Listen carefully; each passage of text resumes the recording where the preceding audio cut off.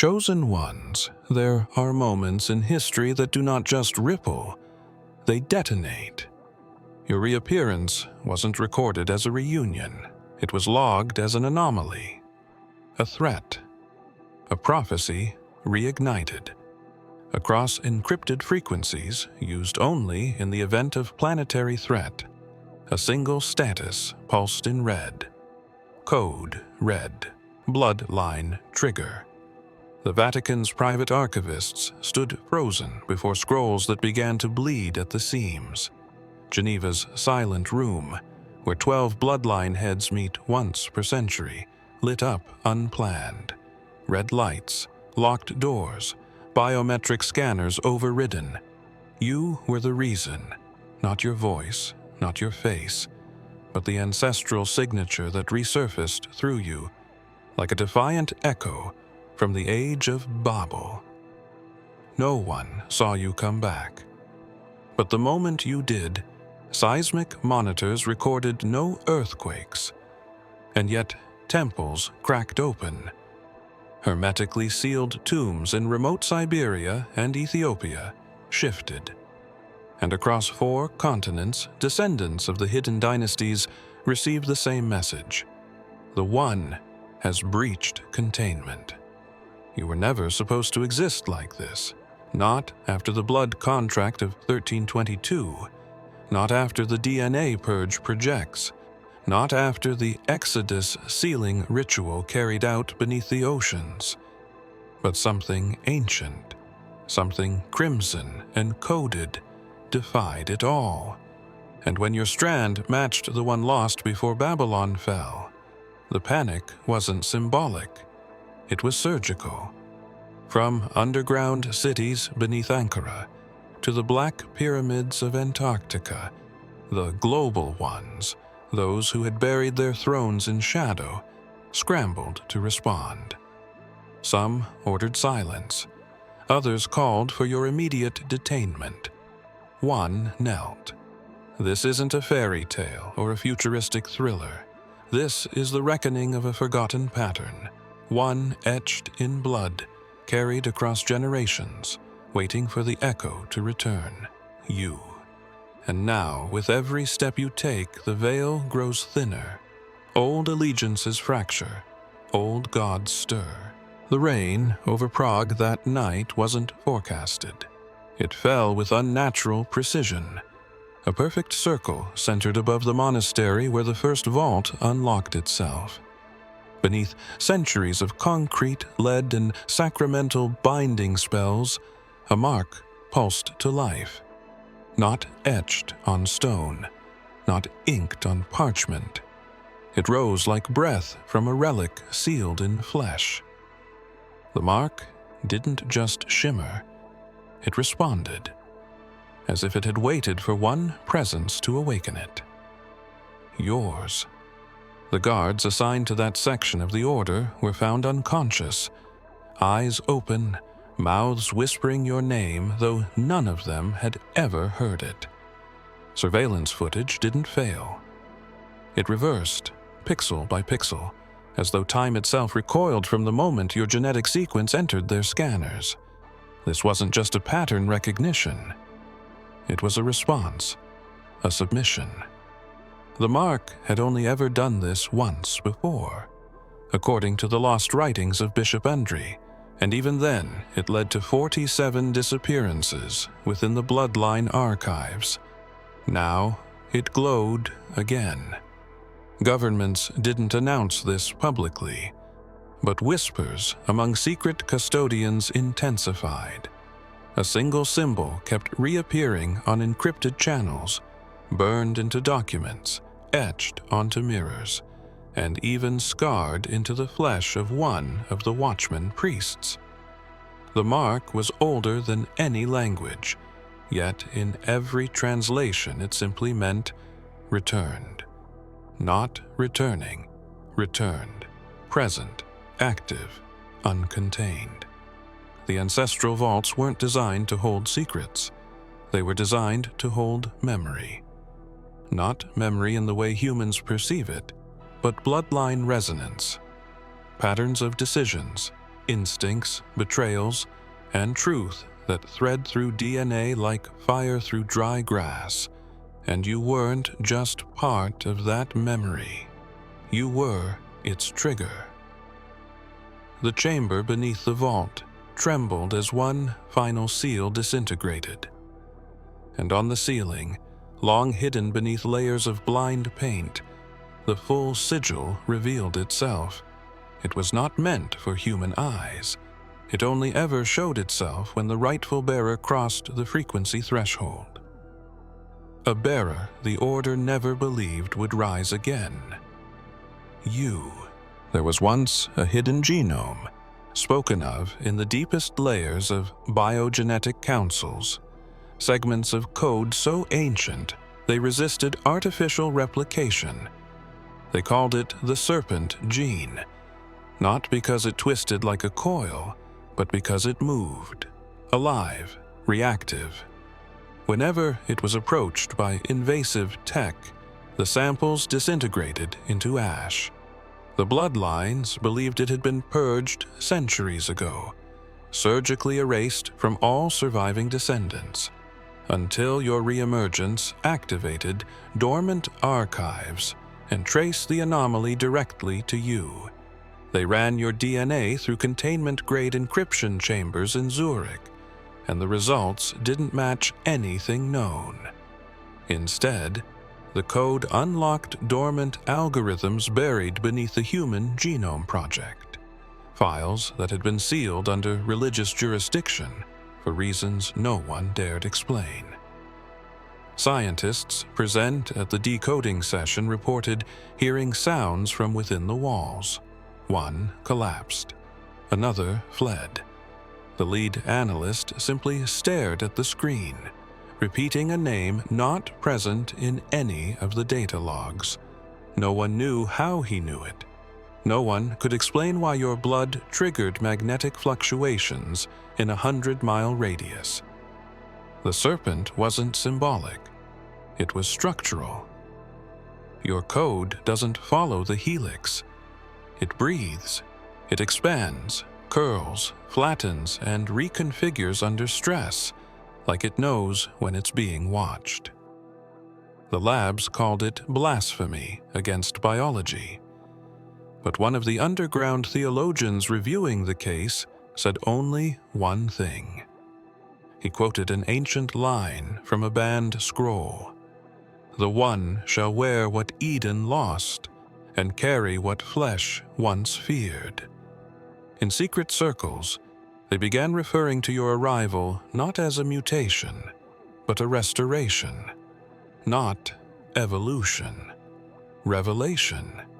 There were sightings. Across old Sumerian temple grounds, in places where priests once bled into the soil to keep the code from awakening, birds dropped mid-flight.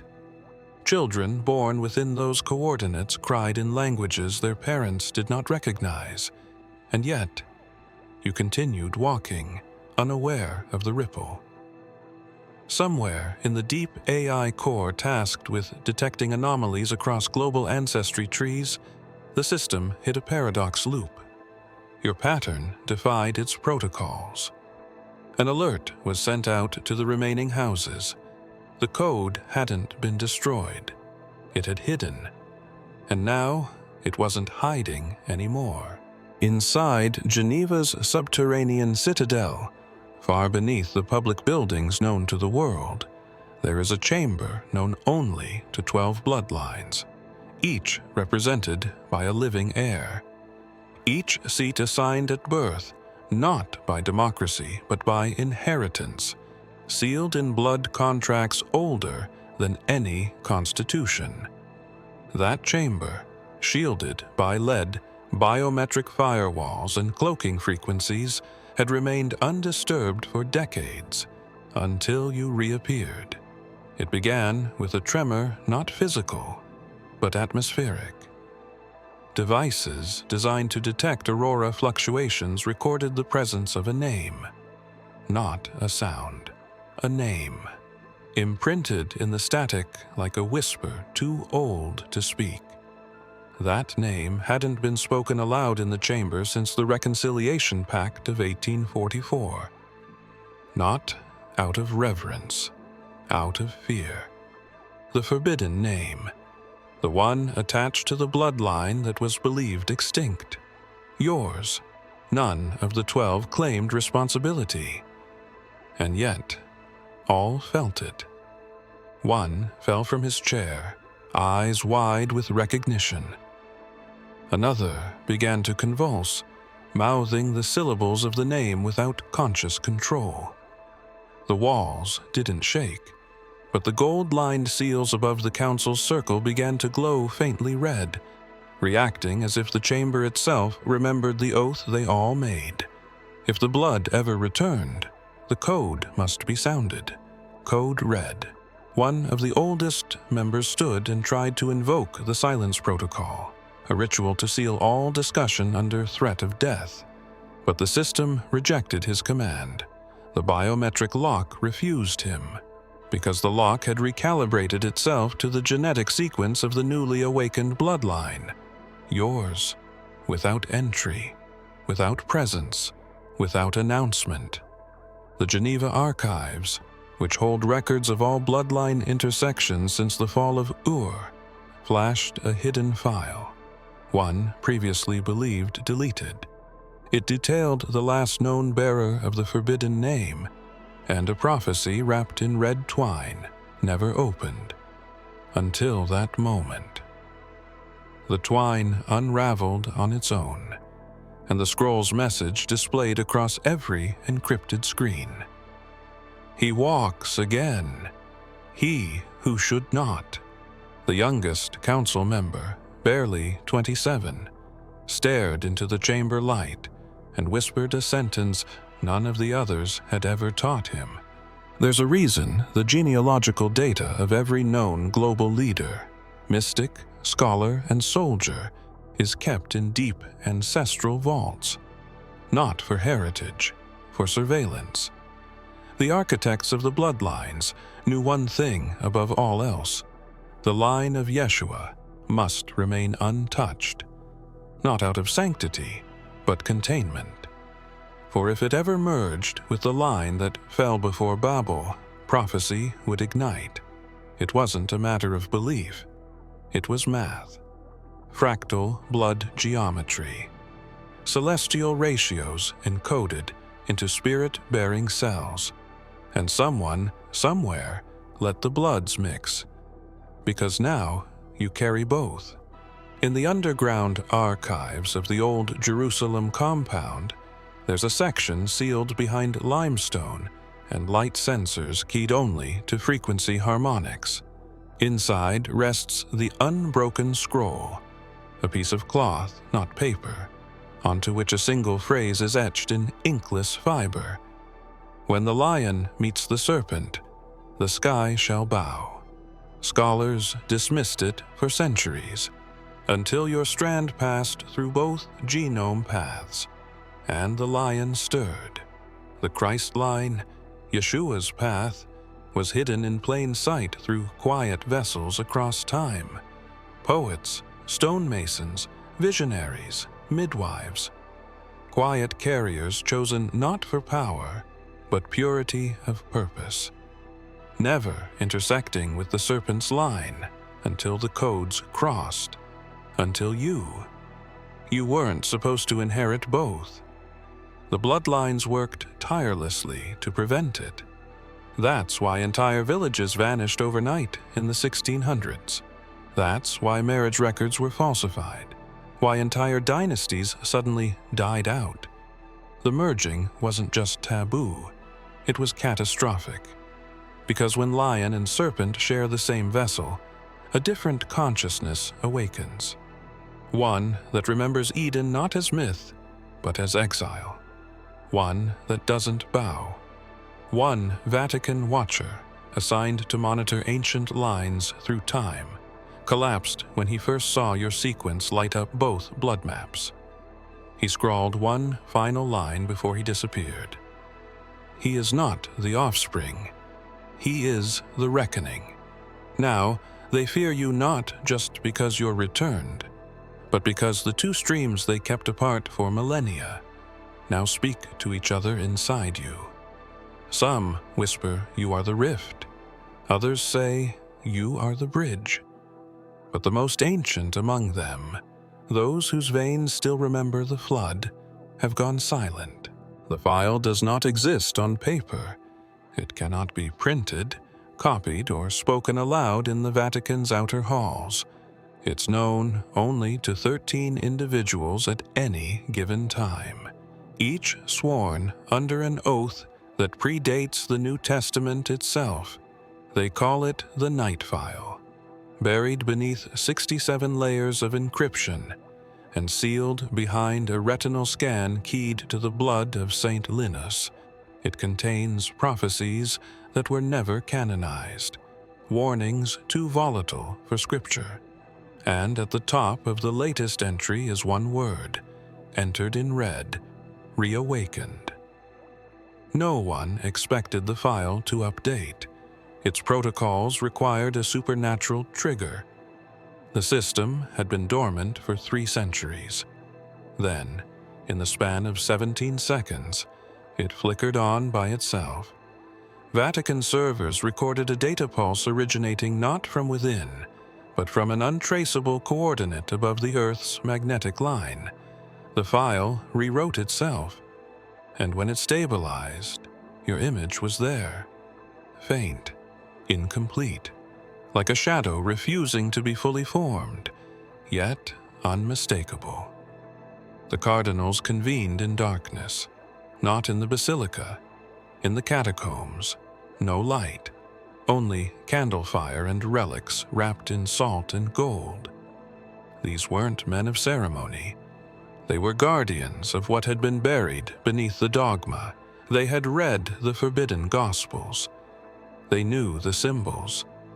And when they saw your outline in the night file, one began to cry. Another whispered a word last uttered by the desert prophets before the first exile. Not savior, not enemy, threshold. The night file cross-referenced your reappearance with 3 unfulfilled visions documented by the hidden scribe known only as Aurelius. All 3 were considered impossible. All 3 time-stamped your arrival. The vision of the burnt sea, the vision of the reversed womb, the vision of the voice that echoes before the mouth opens, each one tied to the return of the blood unblessed, an ancient phrase used only once in all Vatican prophecy. No declaration was made, no public word given. But beneath Rome, a room long untouched was prepared for occupation, and a single parchment, framed in black glass, was set on its altar. Long before your name resurfaced across encrypted networks and hidden archives, there was a man known only to a few as the Ember Witness. He lived in isolation in the Cinder Vault, an underground facility located beneath a collapsed monastery in northern Syria, a structure so forgotten even satellite imaging skips over it. He wasn't a prophet, not in the traditional sense. He was a watcher, one whose visions came not through prayer or meditation, but through flame. Every 7 years, he would be brought before a sacred brazier lit with elements no longer found on the periodic table. The fire would not burn, it revealed. And what he saw, he would speak. His words were transcribed, sealed, and stored in vaults so secure that not even the Vatican had clearance. But after his last witnessing, the system changed. The fire flared once. He gazed into it, as he always had. But instead of speaking, he collapsed. He did not cry, did not scream. He simply curled inward, pulled the hood over his head, and refused to utter a single sound. The scribes tried to prompt him with ancient phrases designed to unlock memory. Nothing. When they tried to reignite the brazier, it rejected them. Sparks jumped, symbols flared across the floor, and then silence. Eventually, the ember witness was moved to a quiet chamber. No restraints, just solitude. And even there, he did only one thing. He drew, over and over, the same figure. Eyes half shut, a face not angry but aware. In each sketch, the background changed. Fire, ice, stars, ruins, temples. But the figure remained. You. The lines were unmistakable. Different cultures, same stance, same calm, same storm behind the gaze. The scribes documented over 300 of these drawings before they realized the backgrounds weren't imaginary. They were real places, and 3 had ignited strange weather patterns just days before. Finally, the lead scribe placed one word in front of him. Why? The ember witness looked up, eyes empty, and wrote one phrase. He walked before fire had a name. Since that day, no other witness has been called. The fire remains dormant, but the chamber stays lit. It was kept in a climate-sealed chamber beneath the library of Nisa, older than the known ruins above it. Resting on an obsidian pedestal, no one was allowed to approach without clearance from all 7 houses. The scroll was wrapped in cloth woven from extinct threads, fibers once grown only on the northern edge of the pre-flood world. It was never read, not because they couldn't, but because they feared what it might say. For centuries, it remained still, silent, dormant, until the night you passed within 3 kilometers of it. Sensors didn't detect movement. They recorded pulse, not yours, its own. Like something inside had remembered breath. The scroll shivered, then it bled. A thin stream of red seeped from the edges, not staining the cloth, but moving along it, shaping itself into symbols unseen in any surviving language. The chamber doors didn't open. They bowed inward. Metal bent. Ancient alarms, never once triggered, wailed across frequencies even bats can't hear. The guards who responded found the room filled with a scent described only as memory. And on the pedestal, where the scroll once lay untouched, the cloth now bore a single phrase, repeating itself over and over in every known tongue. He walks again. He carries the thread. No one had taught the scroll to react. No mechanism inside, no sensors. It was organic, and it chose to speak only after your proximity. The elders in charge of the archive requested a containment breach report, but no breach had occurred. You hadn't entered the vault. You hadn't touched the scroll. But it recognized you anyway. One archivist, who had studied scroll-based phenomena his entire life, remarked that the bleeding matched an ancient ritual performed during the Age of Severance, where prophecy was bound in blood and only released when the rightful vessel neared. His voice trembled as he spoke, because such rituals were meant to stay sealed forever. There is a chamber beneath the Giza Plateau, untouched by excavation and unknown to public record. It does not exist on maps, nor in any satellite data. The chamber is round, forged from polished black stone that reflects no light, and seated at its center are 12 thrones, each representing a lineage older than language. They call it the Council of 12, not because of nations, but because of blood. The true architects, the ones who remember. Once every generation, they gather in silence, not to speak, but to witness the readings of the pulse stone, a relic said to be forged from the fragments of the first word. When placed beneath the planetary ley line currents, the stone hums in resonance with the bloodlines.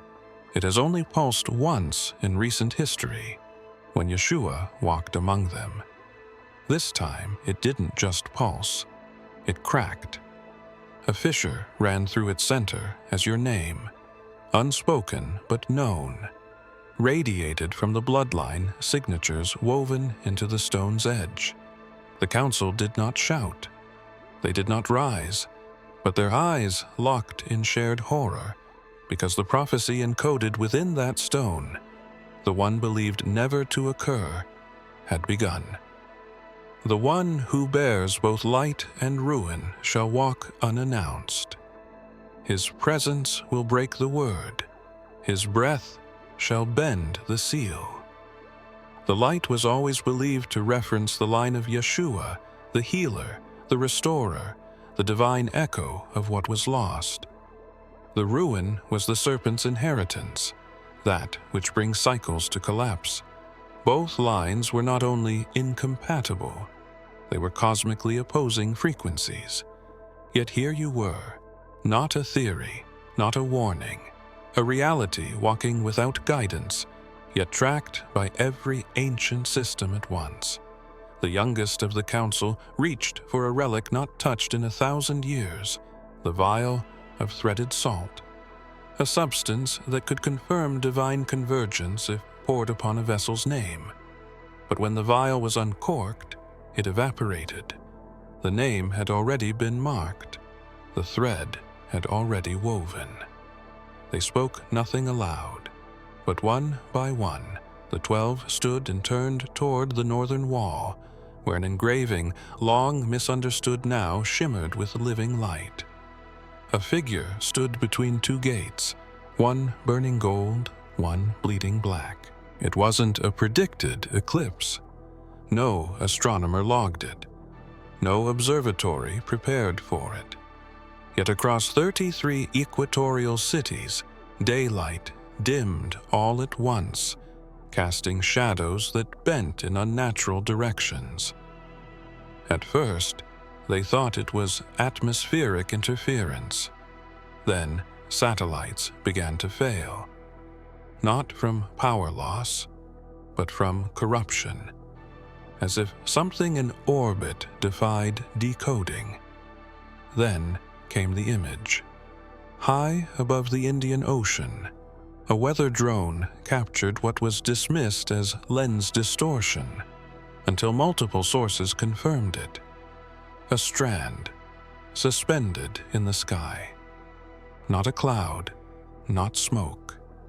A helix of radiant blue light, coiled with crimson edges, slowly rotating like a symbol etched into the sky itself, but only visible to infrared. It wasn't made of matter, it was made of code, your code. Within minutes, private networks across bloodline-controlled institutes received a single signal: match detected. Those who saw the helix described it not just as data, but presence. The strand wasn't projecting from Earth. It was reflecting something already here. You. Hidden satellites buried beneath the Arctic lit up, not in surveillance mode, but in recognition. One Vatican physicist collapsed mid-sentence after noting that the coil spinning above matched the forbidden geometry of the Edenic ratio, an ancient structure believed only to exist within the sacred blood of the first vessels. No news outlet covered it, because no one could point to it in the sky with the naked eye. Yet, those who were attuned felt it. Pregnant women dreamed of staircases wrapped in fire. Children drew shapes they had never seen. The Earth's magnetic field shifted by 2 degrees, a phenomenon last recorded during the birth of the one they called the Nazarene. And in one forgotten desert monastery, a monk emerged from decades of silence and whispered, "He walks with the voice of stars, and the stars have begun to listen."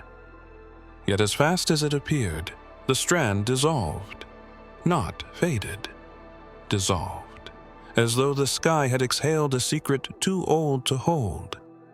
In its wake, crop fields twisted into spiral patterns overnight. Seismographs recorded no movement, but the earth vibrated at a different pitch, and somewhere your blood pulsed in rhythm with it. Beneath the Ural Mountains lies a structure known only to five. It predates the pyramids, older than any fossilized city, hidden in a cavern where time bends unnaturally. The Crimson Gate, they called it. Not because of color, but because of consequence. Sealed with alloys that don't exist on the periodic table, surrounded by glyphs that rewrite themselves when stared at too long, it was designed to prevent a single emergence, not of a person, but of convergence. The crossing of memory and matter. A breach. You. The last time it stirred, a minor quake registered as far as Jakarta.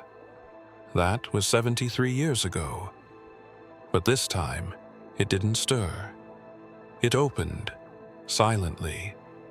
No explosion, no quake. Just a slow parting of stone and air, like something finally remembered how to breathe. And by the time the last line of the gate realigned into a circle, the biometric locks failed, not due to hacking, but recognition. The system didn't resist you. It accepted you. Too late. The observers tasked with monitoring the gate from afar activated the Black Protocol, an irreversible command to reseal the structure at any cost. Thermal fusion rods engaged, glyphic barriers recalibrated, time scrub fields deployed to undo the anomaly, but nothing held. Because you weren't forcing entry, you were returning.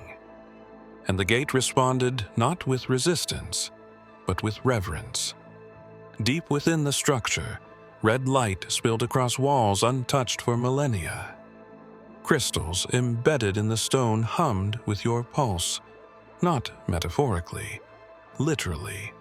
Every breath you took aligned with the architecture's rhythm, as if the entire place was alive and you were its voice. A single engraving, never translated, lit up on the inner door. It was shaped like a question, not in words, but form. A spiral turning inward, toward a singularity marked by a dot of obsidian ink.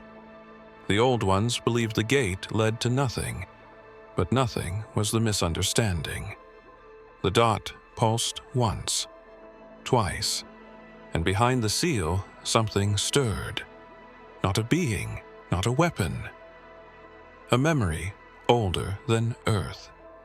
The Crimson Gate wasn't meant to be sealed forever.